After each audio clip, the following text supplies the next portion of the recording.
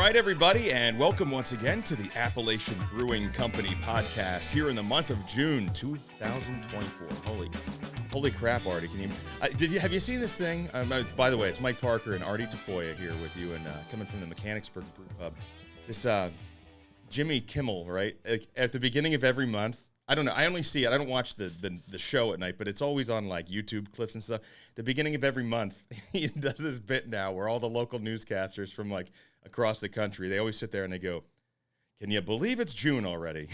Like, hey, at the beginning of every month, he does that. At the beginning of every month, and he has everybody saying it's that. so and like all it's. I think at this point, if you're like a local newscaster, it's like a badge of honor that you got. That now people I think are starting to think about it, so they're not doing it as much. Got to make sure they say it. they almost do it just so they can get on. Yeah, you either don't want to be on the list or you want to totally like, well, I was on there once. Yeah, it's pretty funny though. But yeah, I mean, it's been like, can you believe it's February already? And then the next month, it's oh my gosh, it's March. Can you believe it? And here we are in June. Anyway, so that's what that reminded me of when I said, can you believe it's June already?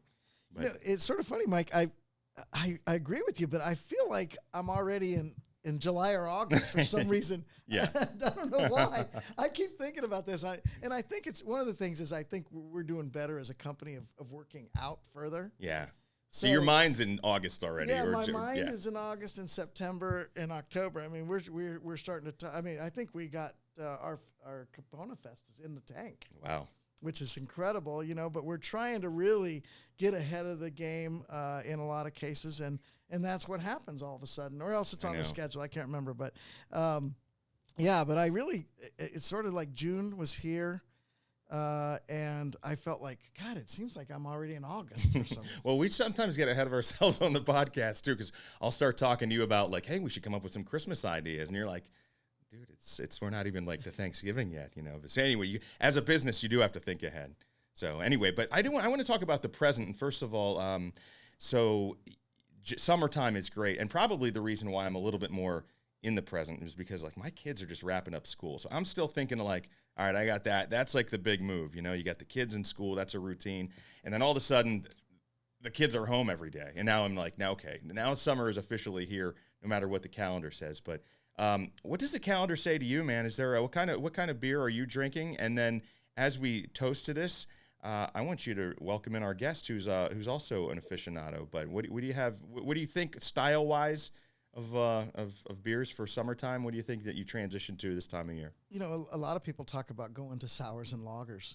And good thing is we have a nice selection of both right now, between our blueberry sour and our orange cream sour that just is out more recently. Basically, those two are great right now.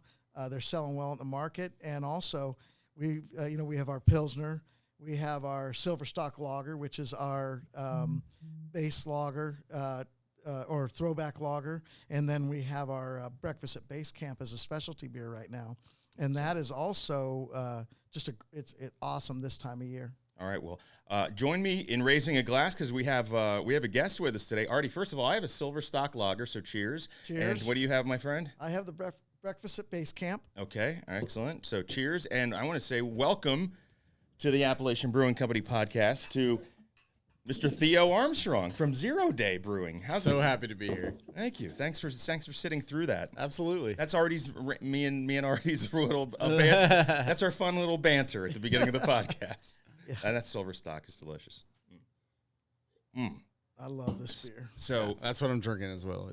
So a couple of Harrisburg, breweries here at the table today. I love the fact, Appalachian Brewing Company goes back to like 97, right? You walk in those big wooden doors, which I'm sure you've been through dozens of times. Many times. And then, there was the resurgence of Midtown Harrisburg, and with the resurgence of Midtown Harrisburg, I don't know when you want to date that, around like the early 2000s or so. Then along came a brewery like Zero Day, right down there on like in that Riley Street corridor area, right?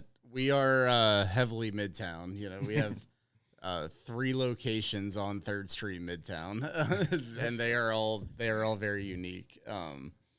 But yeah, it's Harrisburg is a weird city to do business in. for a lot of reasons, and I Give us a kind of few. love it. Yeah, it's, What makes it weird? What makes it weird to do business in? I just out of curiosity. getting people there is tough, who aren't used to it. But the people and the community there is so tight knit and so supportive. Yeah. And I wouldn't trade it for anything. I always say, like, we picked Midtown before we found a location. Gotcha. So, is that what you, Well, do you find the same thing, Artie?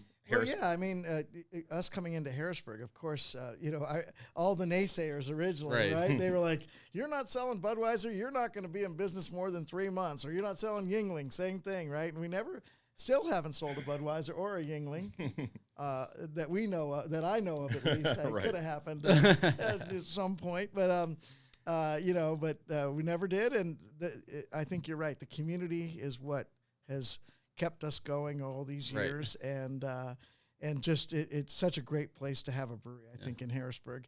When did you originally open?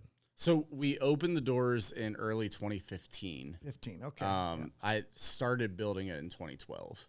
Okay. So it took a couple years. I didn't have the rich uncle. I didn't have, and it took a couple years to kind of bootstrap it.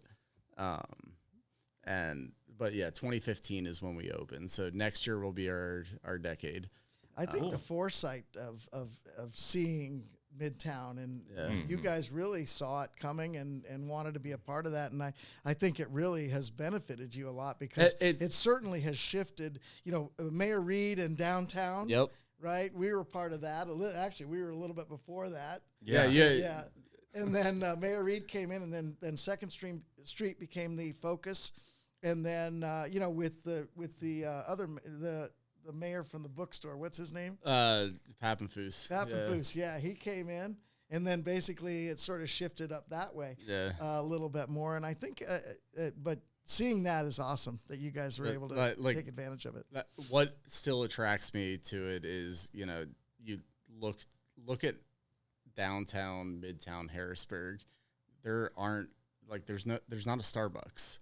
There's not McDonald's. There's not fast food. It's all independent, locally owned businesses. That's awesome. And as much negative as you can say, like, the community gravitates towards local owned businesses that are making things in their community and giving back to their community, hiring in their community, and that's I love it. And you have a walking community too, which if you want to go to the brewery in Harrisburg, chances are you're not walking. We used to have a lot of people walk back in the day from maybe the Peasers building, because it's just on the other side of the railroad tracks. And when the Patriot News was there and the post office was there, of course there was a lot of walking there. But if you're going to the brewery, although we have a ton of parking, if you're going, you're driving pretty much. Right. And I've always been sort of in some ways jealous of that, that you guys are right there where you can just have people walk directly in, especially the more it becomes a situation where people don't want to drive after they've had a beer or two any longer. So. And we are famous for our snow days, like when everything shuts down, when everyone is snowed in. You see the footprints from all over town just coming to our brewery, and that is nice. It's really special. Cool. Well, it's a cool place because you can put things like, so Midtown Harrisburg. I will say this: I've known over the years, like a lot of friends, like they become, they get out of college, maybe they thought about moving to like Philly or New York or Pittsburgh or something, but they basically found a job in Harrisburg, and then they were like, well, I'm not ready to move out to the suburbs yet. I want to, so they find one of these like semi-historic, I guess, like 3-story skinny row homes in Harrisburg that have been like refurbished and look really nice inside. And if you're lucky, there's a parking space out back, but most likely there's not. And it's like, it's tight, cramped. You get to know your neighbor pretty quick. Mm-hmm. But the cool thing about it is that those people live there for at least a few years. Maybe they get in a relationship and get married and move out to the suburbs or something. But for those years, you got to know somebody. It's like knowing somebody with a boat. If you know somebody who has a townhouse in Midtown Harrisburg, that's your night. You go there. That's home base. You got the movie theater there. You got the Zero Day. There's a club there now that's been there for a while. One of the music venue, HMAC, right? Or is, yeah, the music venues in Harrisburg are outrageous right now. Like we have HMAC has been around forever, but they really have been upping like the. I'm sure there's places I don't even know. I think I'm going to a show there tonight. Oh, honestly. right. Like and XL is just doing amazing things. Doing a lot of great shows there. Yeah. So and then obviously the Abbey Bar coming back is I'm so excited about that because that was like the OG Harrisburg venue. You know, like that's right. I don't. Yeah, but to the point of that, you can walk. You can go to a couple of different places and then just walk back to a friend's house or something. Midtown Harrisburg is sort of. I understand you said the point when you're saying about doing hair. It's hard to get people here. I don't know why. There's a challenge no matter where you go because there's either a plethora of parking, but you got to drive in, or it's sort of cramped and then you got to you kind of have to have someone show you around. Midtown is probably the place where it's a little cramped. You got to have somebody show you around. But once you figure it out the first time or two, then you're like, I can do this. This is easy, and you keep coming back. So you've benefited from that probably over the years, right? We have, yeah. I always say like if we had opened the brewery in anywhere else, I would probably be a much more rich person. But I wouldn't trade it for anything. Like I see other businesses and I see my business. I don't think a person like me, like I didn't come from money. I came from a passion for doing this, and I don't think I could have done it in many other places. Like if I tried to do this in Philadelphia, if I tried to do this in Mechanicsburg, I couldn't have done it. Yeah. It took being able to sell my passion to the community and the community supporting it, and I think that's really cool. That's awesome. It is cool. Yeah, we just had some people come in to the brewery, and they were going to a show at HMAC, actually, which is interesting. And they're like, so where do I park? I noticed there's not a lot of parking around this venue. And I said, well, why don't you guys just park here and Uber over and back? And they're like, yeah, let me think about that. But I was there later, and they were there, and I was like, how's the show? And they were like, great.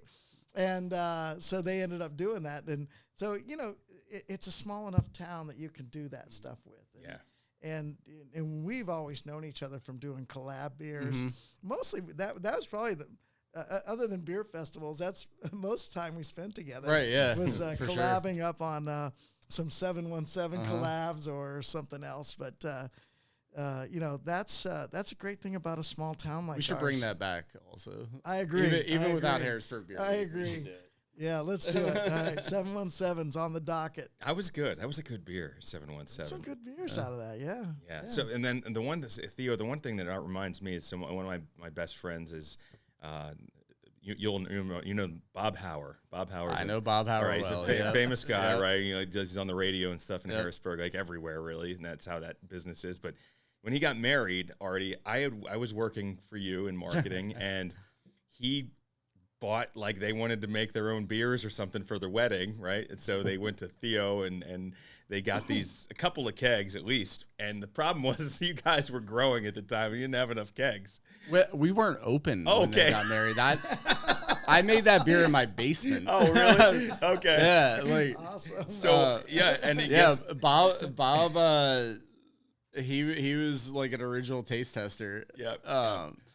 But yeah, we weren't open at the time. I made that in my basement. So I get this strange request. I'm from, it's like my worlds were colliding. I'm like, I was kind of known Artie forever, but I kind of just started working at the brewery, and I was like, I don't know how this works. And someone's like, hey man, I'm having this guy up in Midtown make me this beer.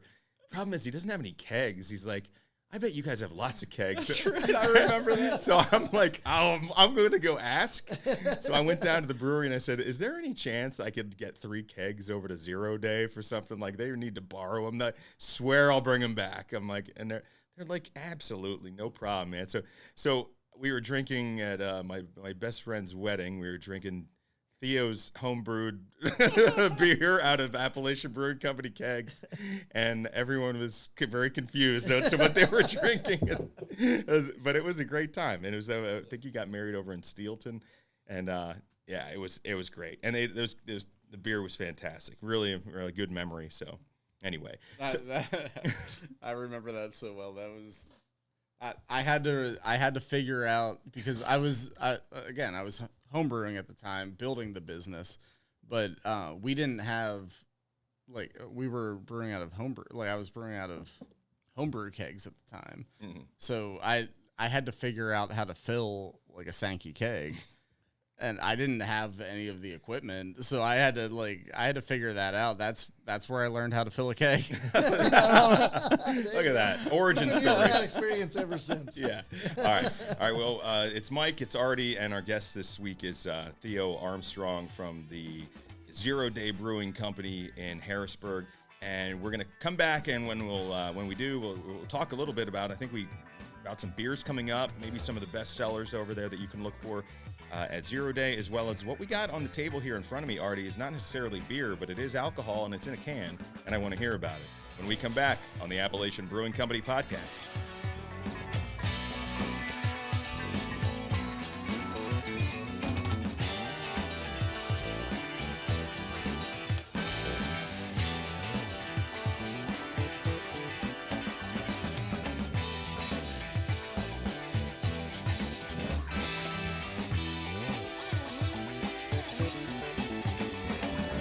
All right, and we're back on the Appalachian Brewing Company podcast. It's Mike Parker, Artie Tafoya, and our guest on the podcast this time around is Theo Armstrong from Zero Day Brewing, also a great Harrisburg brewing company, just about to hit its 10-year anniversary coming up here in the next year or so. So congratulations on that, Theo. Thanks again for being here, man. Hey, so I was recently, it's hot. We just came off a Memorial Day weekend, and I went out on one of my 3 annual golfing adventures. Because if I really said I went golfing, I went to a golf course with some clubs. I paid some money, and I hit a ball, but I didn't really compete, put it that way. One of the probably things... not so far away from many of the people who got golf, so you know. Good, thank you. Yeah. So I won't be too hard on myself, but one of the things that I found myself reaching for, which I think did make me somewhat of a winner, was that I was looking for something other than, believe me, you know me, I know you, we're beer guys, but every once in a while, I don't know what it is, like, you just to mix it up, like, whether it's like a seltzer or one of these, like, pre-mixed, like, canned cocktails, right? And so somebody had one of those, and I was like, you know what, that's nice to mix in every once in a while, especially in the summertime when it's warm outside. And you guys are jumping into this feet first with this new line, and we have some of them in front of us here to talk about. Do you want to tell me, Artie, about what these what's in these cans here? First of all, the labels are great. You tell me what I'm looking at here. Well, yeah, this Trinity Flavors is a company we did some work for about 5 years ago, more so when they had just started up. And then they grew sort of beyond us and our abilities to produce for them in the smaller plant that we had. We actually were using mobile canning at that time. Now that we have canning lines, then it's a little bit different situation. But they ended up going to another company to produce their products, and they ended up coming back to us just this last year and talking to us about taking over the brand and sort of purchasing it from them and taking it from here. They had grown it to where they had wanted to, but it just was a lot of work for them, I think, and much as we all experience, it's much more work than you ever imagine. You really need to be a sales company along with a manufacturer, and when you do all those, you're in all those different things. It's a tough battle, but so just in the last couple months, we were able to purchase this company from them, Trinity Flavors. They have 3 brands which are available in the state stores currently. They have their vodka lemonade, their transfusion, which is basically grape and ginger mixture, and then the espresso martini, which is their best seller. Right now, that's we've got big POs going out to the state stores for that product, and nice. We're pretty excited about it. All right. These products are going to be available in all our locations, and you're going to see them, I think, in a lot of other brew pubs, distilleries, anybody who's looking for that style of product as well, because you have to offer other things, as we talked about during the break. Things are beer and all these other things. Although I think seltzer's sort of hopefully made its run. But I still think so. Yeah. We're still selling a bunch of seltzer, but Yeah. I think that is kind of on the down, and these RTDs are taking over right now. Yeah, I think the interesting thing is that in the state stores in our state at least, they don't have room for everything they have already. Yeah. And there are so many of these RTDs in the market. They're just kind of stacked up in the corner. If you go into a state and store, they don't really quite know what to do with them. So there's talk about them going into the beer wholesalers. I'm not sure, if that happens, I'll be amazed because things move so slowly in this state. There's a lot of fight against it. Yeah, there's a lot of fighting for it and against it. I want to talk about that, but first I want to try it because you poured one here. So this is the espresso martini. So So this is not like a malt beverage, right? This is spirits mixed with something. Tell me, like what the this is vodka based, just like a regular martini would Gotcha. be. We use La Colombe coffee. We use their coffee and it's super nice. Oh man, that's good. Wonderful. At 9% alcohol. So good. It's so good. Wow. That's like dessert. That's delicious. Yeah. When I told my Carrie that we were working with this company, she was like, "Oh no," because it's her favorite drink, and she can drink. La Colombe is like everyone loves it. Yeah, it's Wow, great, dude, great that coffee. is so good. That is really. I was at a party recently, and the guy who's known for for making the espresso martinis was not there. So then another guy was like, "I'll make the espresso martinis," and they weren't as good. Yeah, this is like good. That's really what these things are about too. Is consistency. Like takes out the whole mixing, at the bar, the mess, everything. Yeah, you just open it up and it's. Yeah, not a lot of companies have, or restaurants have espresso machines. And if you don't use this real espresso, an espresso martini is not very good. I think I went somewhere, I won't mention it because it was closer than I'd like to admit. And I think they used day old coffee. Yeah. That was the espresso in there. And I took one sip of it. I was like, I'm going to throw up right now. Yeah. But I didn't. And but I didn't drink it either. Right. But it's got such a great coffee flavor, don't you think, Theo? I think it's phenomenal. We make espresso martinis at our bar, and I'm really proud of them. We do use espresso. Good, excellent. But for pouring out of a can, you gave me a couple ice cubes to pour it over. It's legitimately phenomenal. Good. So you're saying I can't just get some Folgers and some Bankers Club and shake it up? No. Let the Folgers wait a day in the fridge. No, honestly, that's really good. And transfusions are, to me, that's the drink that I've probably seen the most over the last year. And when I say trendy, it's not trendy. It's probably because I don't necessarily tend to be on top of trends. And I just don't know how old that drink is. Like, how many people have been drinking Concord grape and vodka and ginger ale or whatever?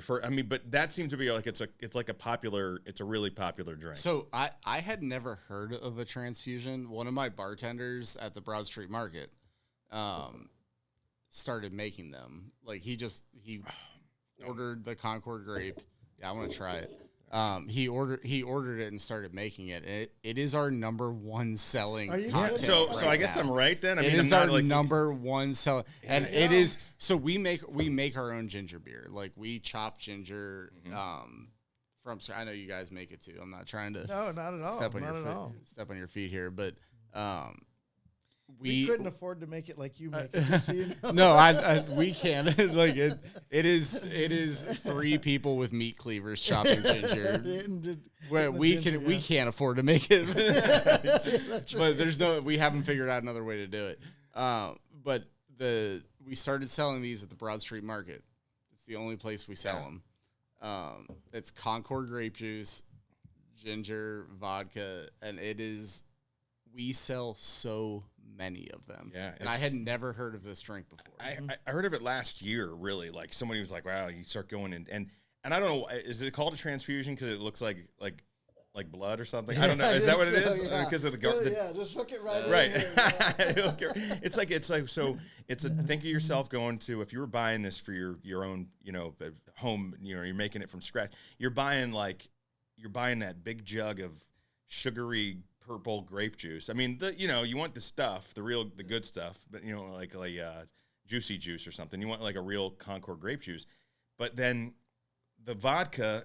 And then if you're using ginger ale or ginger beer, the ginger beer is definitely going to step up the flavor in there over regular ginger ale.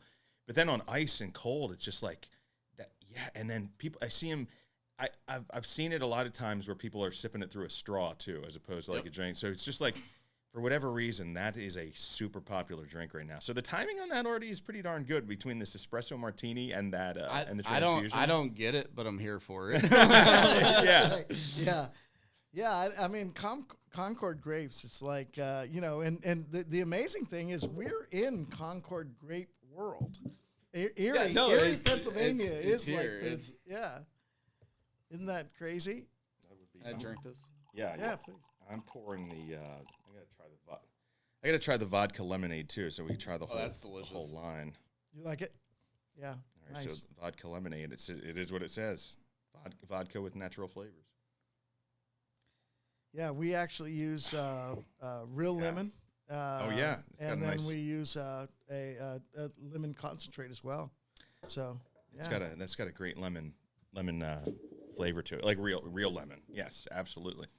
That's great, man. I love that. So pour them on ice, or just keep them cold in the fridge, or pour them on ice, whatever you want to do. It's ready to go, man. It's exactly what it says. It's like that's why they call them RTDs, right? Ready to drink. It literally is ready to drink. So good, so good. So, Theo, this kind of stuff, you see this stuff being put out in cans. You still, if I go to Zero Day though, and I'm gonna go there for your like mango habanero beer, which is probably my favorite beer of yours. And you said it's probably the most popular. Yeah, it's my retirement plan. Yeah. So percentage-wise, that's a high seller.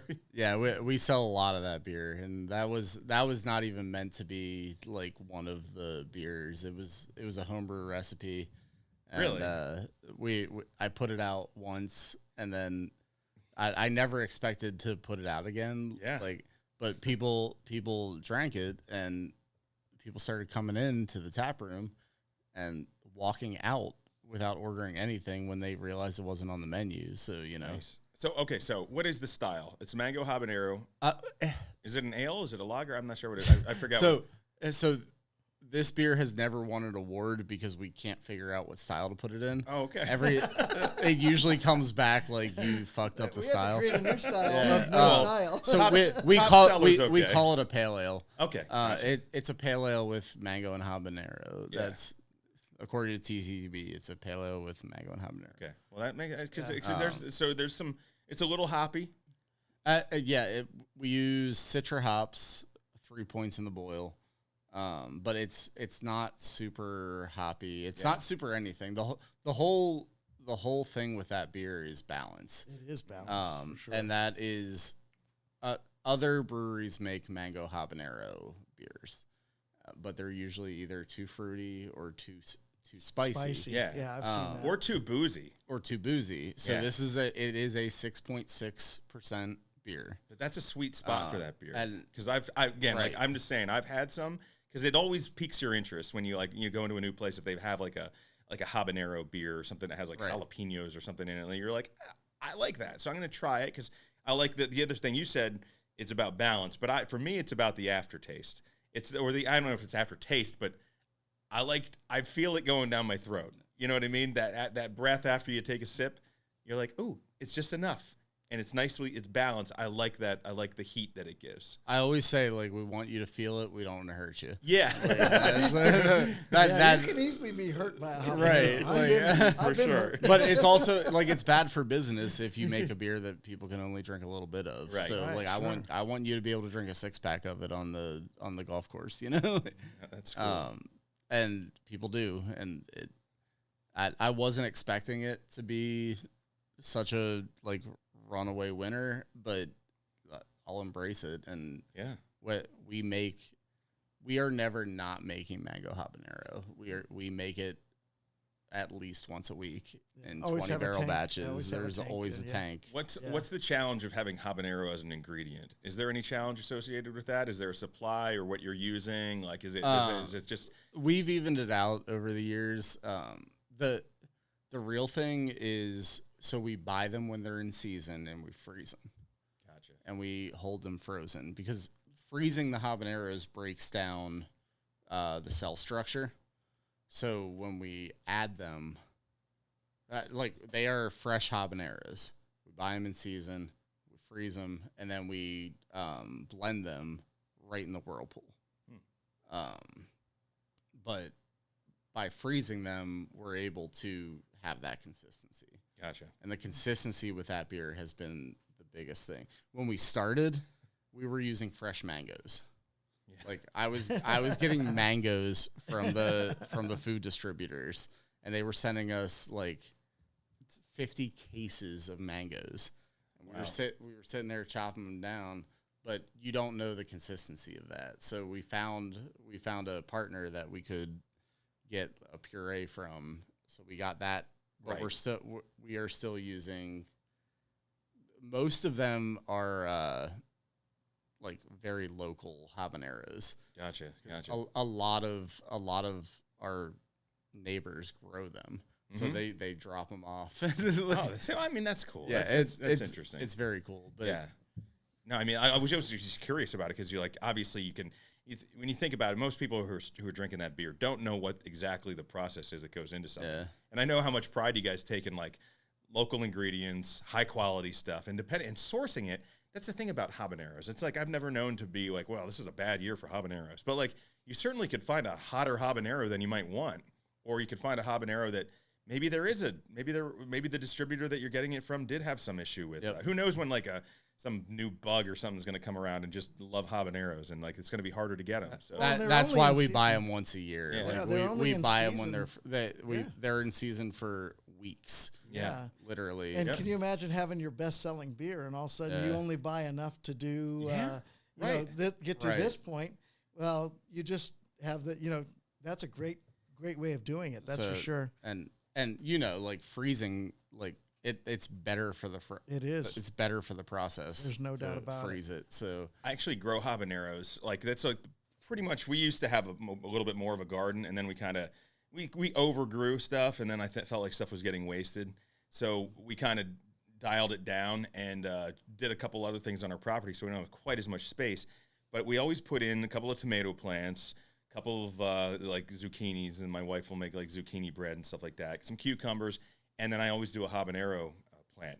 But basically, by the time like last year was a really good year, and I still ended up with when it was all said and done, I dried them and then I ground them. And I'll eat some of them fresh and put them in like chili or something that I'm doing. But I end up with a little salt shaker full of this powder, and I use it on pizza and I use it on different stuff. And it's a constant. I love any hot sauce that's habanero based is my favorite, which is probably why I identify with that beer a lot. Habanero, I think, is the perfect pepper. It really is. Yeah. I have such a high heat tolerance, but it still has flavor and it's clean. Like people try to make beer with jalapenos, and I think that I have never had a good jalapeno beer. Yeah.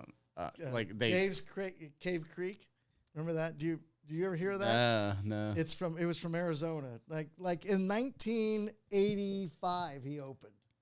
And he used to drop a pepper in every bottle, a little tiny jalapeno. Oh, that's funny. Pepper. Oh, really? Yeah, and so. Hey, man, I think that's a great... I agree with you. I always keep frozen peppers in my freezer, and I make pepper relish. But I don't know how many peppers it would take to do a 100-barrel batch. It's a lot of pepper. Like yeah. No, that's great. Habaneros are cool. Every once in a while, so I used to grow these snap peas, out in the yard. So basically, I would grow the other stuff, and then I would grow this... these snap peas, but the snap peas never made it into the house. I would eat them while I was picking all the other stuff in the garden, and then I would like eat them because they're so good. They're same thing. And then like, man, they're like, if you don't catch them at the right time, then they become fibrous and like, hard to eat. So you get one and you're like, give me that thing. And the habaneros, they have a little bit, they're more versatile because if you get them right when they start turning, when they're orange, right, that's the best. But then you can dry them too, and you can smoke them. Yep. Yeah, it's a cool pepper. So anyway, Yeah, it really is. Artie, did you guys ever do anything with a pepper? Did you ever do one? Like it was like a small batch. I think we've done some small batch stuff with peppers. To be honest with you, I really like Rauch beer better. Yes. Not that I don't like pepper beer, but if you're gonna have something that's gonna be like, wow, that's just banging on your palate, I think that's one of my favorites. But certainly, I've had plenty of mango habanero beers at Zero Day, and I know you've made plenty, and I think I never asked to be in the mango habanero business, but here I am. Right? You didn't have that on your business plan? No, that was not part of the business plan. That was that's awesome. But hey, as with business, anytime. I mean, the same reason. I mean, we're going to some of the RTDs. Like I'm sure in 1997 you weren't going to be in the espresso martini business.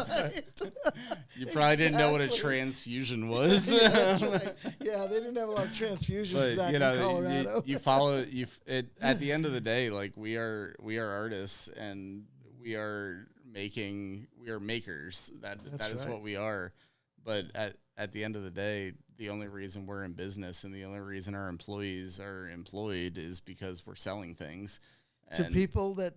So we're making customers happy. Yeah, we have to follow what they want and do it with pride. And I think we have that in common as businesses. No doubt. That's great. That's great. Well, this has been a great conversation. I appreciate you coming in, joining us today. Wanted to make sure that you were able to just give out the website or where's the best place to find you guys, social media. If I want to find out what's going on new at Zero Day Brewing, what do I do? At 0 Day Brewing on whatever internet site you're on. Gotcha. We'll find you. And then zerodaybrewing.com. Like if you Google us, we're there. We're nice. We're not hard to find. Go to 3rd Street, Harrisburg, and just ask somebody. You can't not trip over us. So well, real quick before we go, I tell us about so you have 3 locations now. Tell us a little bit more about those 3, because I think that we're used to the one by the theater. Yeah, so we actually have 4 now. Oh, 4. Did I miss something? Yeah, no, it's I don't know. Again, I'm tripping over my businesses. So yeah, in Midtown Harrisburg, our original location was behind the Midtown Cinema. We took over the back half of the building, and originally it was half tap room, half production. Right before COVID, we decided to open another tap room, a full service restaurant down the street on 3rd Street, which is a quarter mile away. I've been there. Yeah. And then we turned the entire back of the cinema into our production space. So we added a canning line. We added 100 barrels more of fermentation. We upgraded a lot of equipment. So our full-service restaurant is on 3rd Street, but then we moved the bar that was back there into the lobby of the Midtown Cinema. So we have a location at the Midtown Cinema, our location on 3rd Street, which is a full-service bar and restaurant, and then we have our Broad Street Market location. The outpost at Broad Street Market, which is... Was it was in the good one, not the one that... Yeah, no, we didn't burn down. Oh, good. Yeah. Oh, good. Yeah, no, that's good news. I didn't remember which one you were in. No, so we never closed there. That's awesome. The week after it burned down, we were open. That's great. Good for you. And then we just opened another market location in Hershey at the at the Hershey Market. So that just opened 2 months ago. So I'm counting 5. I don't know. You're only counting 4. I got Hershey. Well, five if you count the production location. Yeah. So right. I'm managing 5, and then we're building 6. Oh, there you go. Out on Linglestown Road. Oh, are you? Okay. Where do you think you're going to go out there? It's in the Union Green project on Progress and Lingelstown. Oh, cool. Oh, right. What the Vartan property? It's a Vartan project, yeah. That's what everybody call that, Artie. The one that was sat there forever that somebody was going to build on, the Vartan group or whatever. Yeah. They had the signs there. And then all of a sudden, I don't go by there for like a year, and then I go by there, and I'm like, what happened here?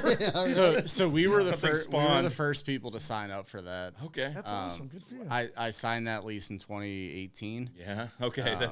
The building's still not built, but Did something happen in the middle? Well, a little bit. There was an incident in America or the world, and then but yeah, that is looking very promising for this. Good. This year, early next year. Good. But yeah, I'm not really seeking out all of this, but it's just kind of it's coming to seeking the opportunities. And sometimes I still consider myself relatively young. I forget. You got a ways to go. Yeah, I gotta look like so what else am I gonna do? What's interesting about what you're talking about is we certainly over our business life have had projects come and go, right? And some just seem so difficult that I wish we would have walked away. You know what I mean? But you've got things that are sort of just presenting themselves on your, they just show up on your doorstep and they're like, hey, let's do this. And how much different is that than sometimes when you try to grow, you're out seeking and you're trying to make things happen. And it's so much more difficult. And sometimes you hit a home run, sometimes you don't, But as we learn in business, you got to just go with, flow with the punches. And then all of a sudden, you got to sometimes give one up to get another one or whatever it takes. But you just develop your business over time. And I think I'm very proud of everything you've done. And you're young, you're right. I always said when I was homebrewing, everyone was like, are you going to start a brewery? Are you going to start a brewery? And I was like, I never want to start a brewery. I know too much. I know everyone who's in it. I never want to open a brewery. And you just roll with it and you say yes to the opportunities. And sometimes I'm too stubborn to fail. Yeah, that's good. That's a great trait. I like that. Well, they say my wife always says it about our dog. I said, how did you pick this dog? And she goes, I didn't pick the dog. The dog picked me. Yep. Say, hey, and it's a way to look at it. Sometimes our past. This industry picked me. I didn't pick it. Not to refer to it's certainly not a dog. I can't imagine doing anything else. I would say the same thing because I never really thought I would do this, but I've done it now. I mean, what else are you gonna do? Yeah. Sometimes I think, God, I gotta go do. You gotta go sell insurance. There's gotta be something else out there for me. But going on since I opened my first brew pub in '88, we're at what's that, 30 some years ago? Yeah, 35, 36 years ago. So you know what? Hey, I've had a great run. I was 4. I know you were 4 then. Well, your parents probably brought you in. Right? Yeah. Well, that spurred the whole thing. Right. I prematurely tried to wrap it up earlier. I'm sorry. I appreciate the. I like circling back. It actually was something that when we were talking earlier, the fact that you were opening multiple locations, I said that would be good to know. So anyway, at 0 Day Brewing. Yeah, that probably works. Okay, something like that. That'll work. Fine, you can find all this stuff. Yeah. Absolutely. At ABC Brew, Appalachian Brewing Company, everywhere on social, abcbrew.com. Artie, you got your hand in everything at this point. You got Appalachian Craft Spirits. You got the Trinity Flavors. You got the multiple brew pubs all around the area. So always something to do, and summertime is really one of the best places. Give you another minute or two here, quick, to tell everybody what's a great place, what's something great to do if you're looking for something on a summer evening with Appalachian Brewing Company. Well, no doubt, Mike. We'd love to have you try some of our new products, the Trinity Flavors products, but also our collab beer. It's called Local Dialect. We did it with Appalachian Mountain Brewing down in Boone, North Carolina. We also have the orange creamsicle I think I mentioned that earlier. They are part of our fruit sour series. And but other than that, come in and visit us in one of our pubs. Go to 0 Day and enjoy something there. And you know what? Hey, there's a lot of great beer out there and a lot of great other things. So enjoy them while you got them. All right. Thank you, guys. Thank you, Artie. Thank you, Theo, for joining us. 0 Day Appalachian Brewing Company, a lot of history together, and appreciate you coming together here for the podcast. So for Mike, Artie, and our guest, Theo, this week, I want to say say thank you. Thank you for tuning in. Thanks for the downloads. Appalachian Brewing Company podcast. We bring it to you as often as we can make it happen.